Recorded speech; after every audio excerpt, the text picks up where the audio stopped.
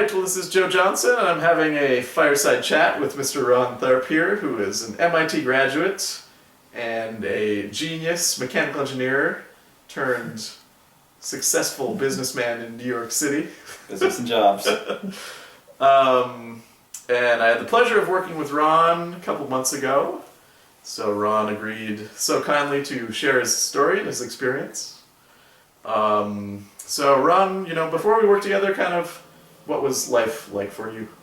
I was having some fairly major issues with energy mostly and sleep schedule. Mm-hmm. I was finding it fairly hard to sort of get to sleep at night.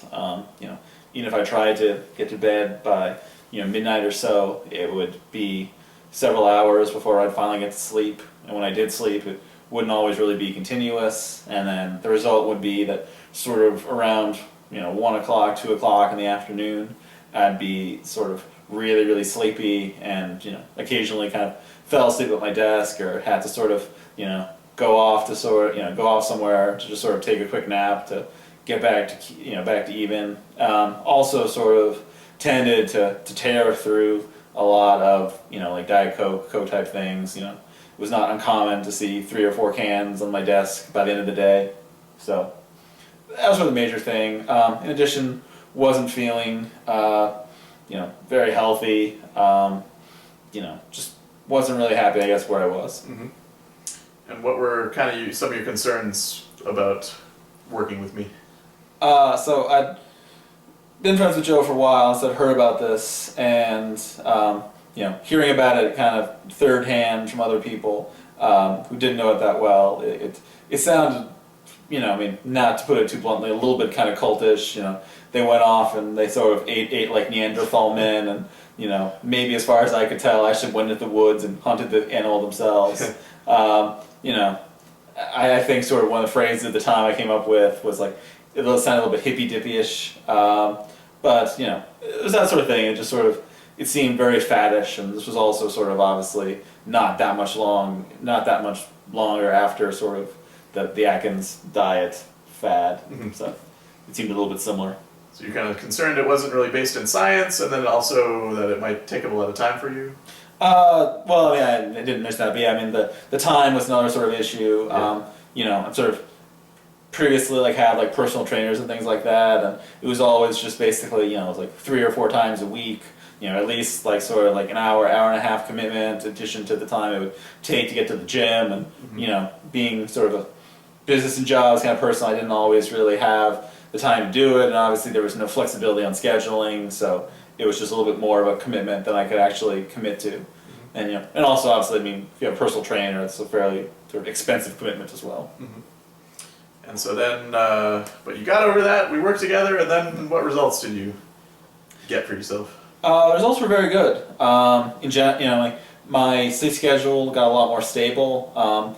Certainly, my job doesn't always allow me to sort of go to bed early, especially when occasionally I work with a team that's in China. Mm-hmm. But in general, when I do actually want to get to sleep, I can. Mm-hmm. So it's not like previously where I go to bed and it's 2 or 3 hours later before I can finally fall asleep. So when I do actually want to go to sleep, I can. And when I wake up in the morning, as long as I'm not going off of 1 or 2 hours of sleep, then my energy level is higher. Feel a little bit more ready to sort of take on the day. Mm-hmm. It was a major thing. In addition, there was, definitely got some comments about loss of weight, a little bit less, sort of padding underneath the arms, on the face, etc. So, there was definitely some physical benefits, but, to me, sort of the bigger benefit was just, not gnawing off at work anymore, and, in general, just, feeling healthier and active, and more active. Yeah. One of my favorite things was I don't fall asleep at work anymore, is what she said. She was like, yeah, that's awesome. Yeah. Because you had also tried, you had done Nutrisystem and things like that. How did that go for you? That went okay. Like I said, it's not a terrible system. My parents do it, but it's a little bit bland for me. In addition, it's all sort of prepackaged, so there's always the excitement every month when you get this massive 70-pound box, and you have to find a place to store the stuff. And I live in New York, so I didn't have a lot of space to store 70 pounds worth of food. And like I said, it's also just it's much more regimented. It's you need to have this size serving at this time, and it's all a little like processed. I mean, there's chocolate, but obviously it's not really chocolate, and there's other things which aren't really what they are. So I mean, I'm obviously not a scientist, and it's had some good results, but it wasn't working for me, and it wasn't something that I could stick to. And also, young, so we'd go out to lunch and things like that, and you can't bring a Nutrisystem lunch with you to the restaurant and have them microwave it for you. So it was a little bit too regimented and strict to sort of be successful. Right.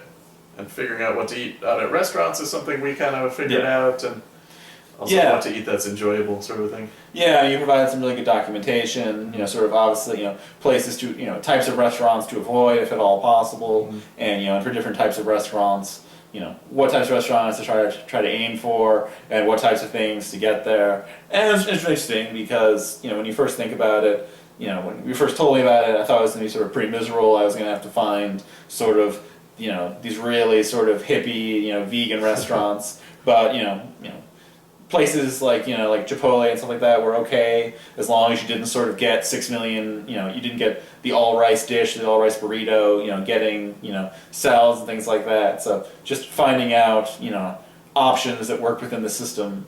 At even sort of large chain restaurants.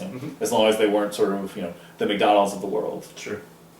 And to somebody who's concerned, it might be kind of a faddish thing, or it might be hippy dippy, like you said. What would you say to that after having gone through it? Like I said, I mean, in general, like it's not hippy dippy or anything. I mean, it's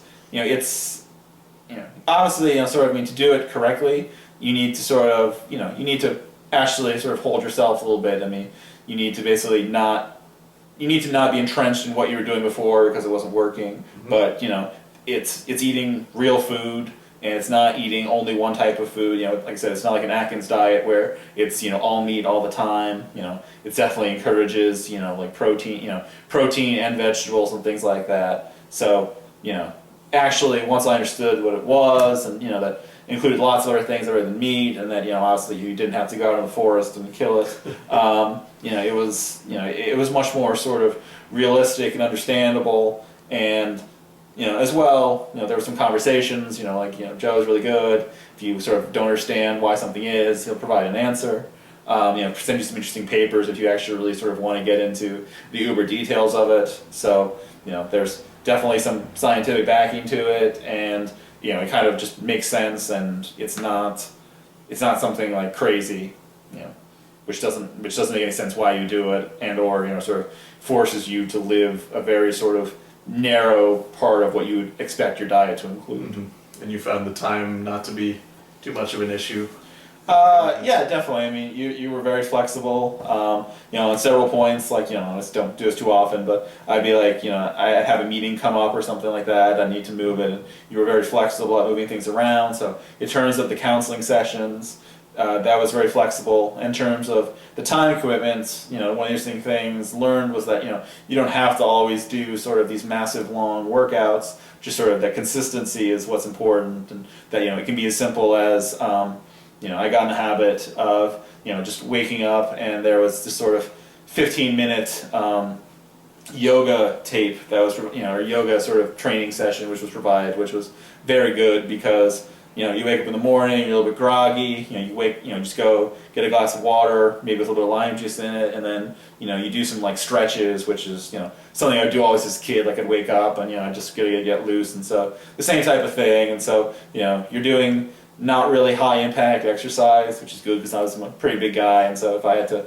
sort of do road work, then, you'd see me crying with my knees somewhere 20 blocks back. But, some low impact, sort of flexible, but still gets your pulse going type of exercises that also sort of just make you feel pretty energetic and don't take a whole bunch of time. So like I said, I would wake up, just sort of, say, let the girlfriend go back to sleep, do like a 15-minute yoga session, get some, have some water, then take my shower and then go have to work, and it didn't really have a big impact on my schedule or anything like that. But got me sort of energized for the day. So very good.